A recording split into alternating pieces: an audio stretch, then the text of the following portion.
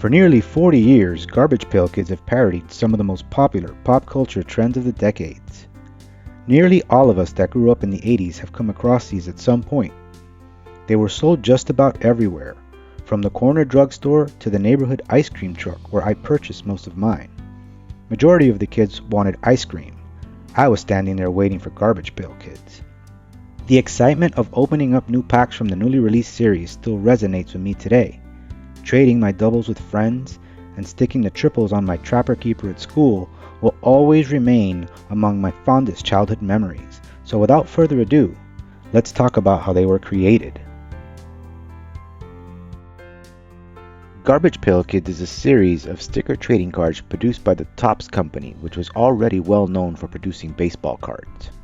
Debuting in 1985, they were meant to parody a series of popular dolls called Cabbage Patch Kids, which were released in 1983 and by 1985 were immensely popular and perfect for creating a mockery of. Created by renowned cartoonist Art Spiegelman, it was a follow-up to Topps Wacky Packages, a spoof on household and grocery store products. The first Garbage Pail Kids parody ever made was actually intended to be a Wacky Pack, but was never released. This original artwork inspired the idea for the series. By the mid-1980s, Wacky Packages had peaked and were put on hiatus, so the market was ready for an updated series of satiric culture cards. They filed for the trademark Garbage Pail Kids in November of 1984. Series 1 consisted of 88 stickers, 44 A cards and 44 B cards. Each card featured two versions of the characters, with both being identicals but with a different name. The first series introduced some of the more iconic characters, such as Atom Bomb, who was featured on the wrappers for the first 5 series, Nasty Nick, who was a spoof on our favorite bloodsucker Dracula, and New Wave Dave, aka Graffiti Petey. All cards in the series featured the art of John Pound exclusively. The later series featured talented artists such as Jay Lynch and Tom Bunk, amongst many others.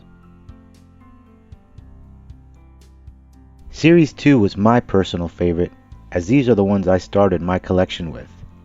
When I go through my collection today, I tend to spend the most time with the second series. They take me back to my 2nd grade year during recess, where I would do most of the trading with my friends. It was released in 1985 and consisted of 41 characters and 82 cards total. One card, Schizo Fran, was later renamed Fran Fran due to the fear of backlash for using the word schizo on a child's trading card, making it a rare chase card for a total of 83 cards that can be collected. I still have several unopened packs from different series, including one from Series 2. Each pack also included a stick of gum, which was usually expired, hardened, and tasted more like medicine than candy. Topps also licensed plenty of merchandise and toys to sell along with the trading cards.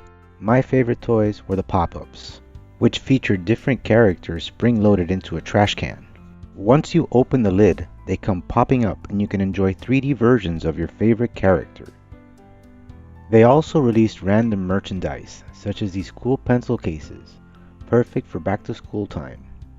Character folders and several other school supplies were also produced. One of the more popular products was the chewable candy, which was also sold at the same stores that sold the trading cards. Right after the release of Series 3, in the spring of 1986, Original Appalachian Artworks filed a $30 million lawsuit against Topps, alleging copyright infringement, trademark infringement, and unfair competition. Topps executives got very nervous, particularly because they were aware of paper trails of comments that demonstrated employees were very deliberately mimicking the oval-shaped heads and other features of the Cabbage Patch dolls. Eventually, Topps was ordered to pay royalties on cards sold, as well as a lump sum payment to settle the lawsuit. They also had to change the look of the kids, as well as the logo, which resembled the Cabbage Patch logo too closely. In 1987, the Garbage Pail Kids movie hit the big screen and is considered today to be one of the worst movies ever released. It starred Mackenzie Astin, brother of Sean Astin of Goonies fame. The movie had a ridiculous plot where a grown man was constantly bullying what seemed to be a 14-year-old boy. It didn't make sense that a grown man would be taking a child's lunch money and dumping sewage on his head as if he was a school bully. The main characters seemed to have been named by a bunch of second graders in a focus group. They had names like Tangerine, Dodger, and Juice. The Garbage Pail Kids' role in the movie was also very awkward, as they were made tailors and seamstresses to create clothing for Tangerine, an aspiring fashion designer, to help Dodger win her heart. She winds up taking advantage of Dodger and also the kids and double-crossing them and having them wind up in the state home for the ugly. Yes, you heard that right. The state home for the ugly. That's the best they could come up with. All ends well, and the kids ruin the fashion show for Tangerine, and Dodger realizes he doesn't think Tangerine is pretty anymore. I don't think you're pretty anymore. The same year the movie was released, in order to maximize revenue for the cards, an animated Saturday morning cartoon was also produced. Due to the controversial themes, it never aired in the United States because networks believed it would be hard to sell advertising for the show. As big of a fan as I am of the Garbage Pail Kids in general, this cartoon was atrocious. They used characters which were not very popular and also had some of the worst writing of that time for any Saturday morning cartoons. What was the color of Goulash the Terrible's black horse? White! He spelled vanilla ice cream on it! Darn! So you've heard that one. Needless to say, it only lasted one season before getting axed. They went on to produce a total of 16 series of cards, of which only 15 hit the store shelves. Series 15, the final series from the original run, released in December of 1988. Kids seem to have grown out of the fad, and Topps decided to shelf the Garbage Pail Kids.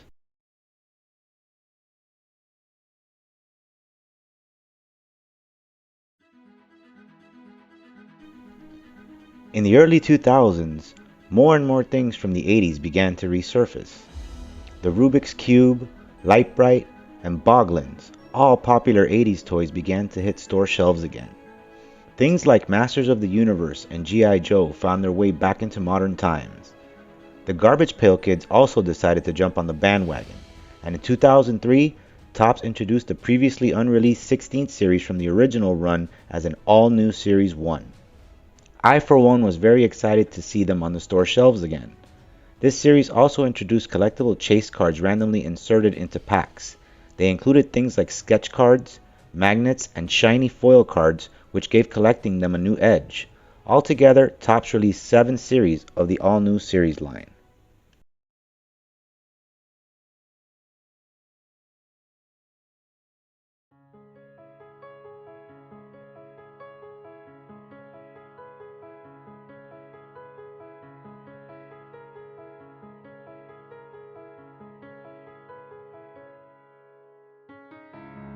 In 2010, they released the Flashback series, which re-released sticker cards from the original series 1 through 8 with different borders.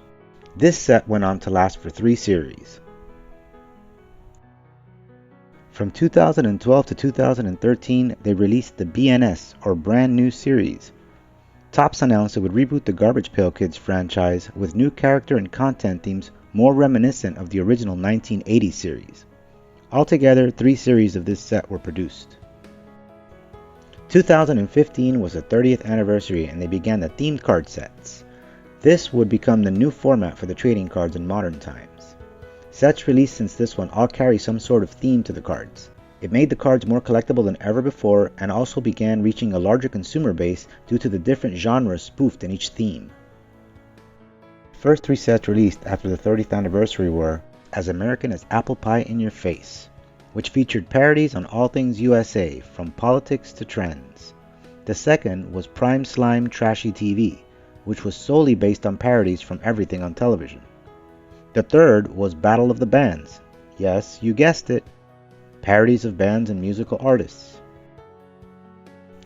A new themed card set has been released at least once a year since they began rolling out. Here's a recap of all the sets released in order.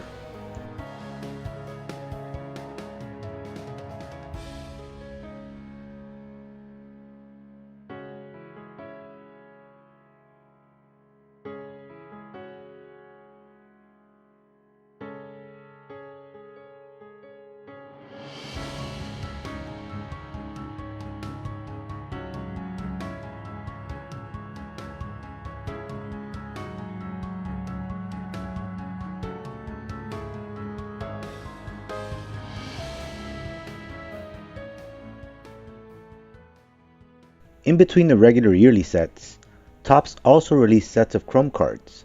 The Chrome cards were basically higher quality cards that were shiny and reflective.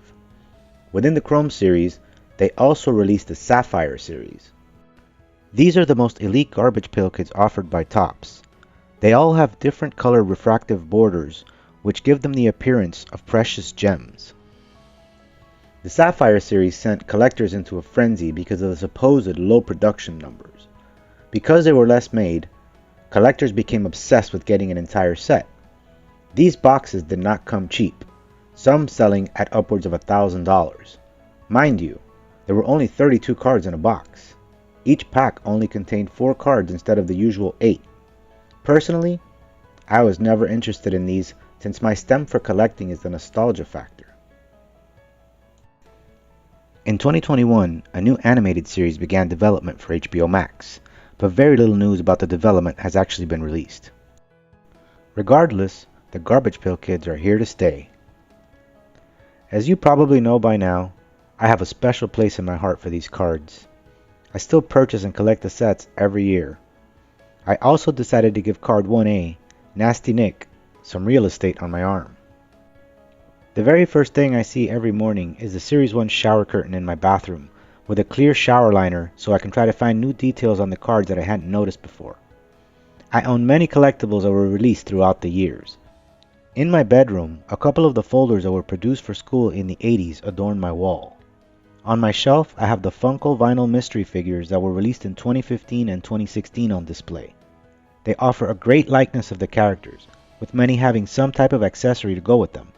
I own many more random Garbage Pail Kids merchandise, a lot of which is stored away.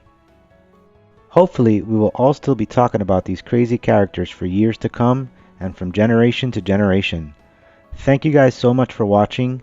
I'll see you next time, and I hope you enjoyed this trip down memory lane.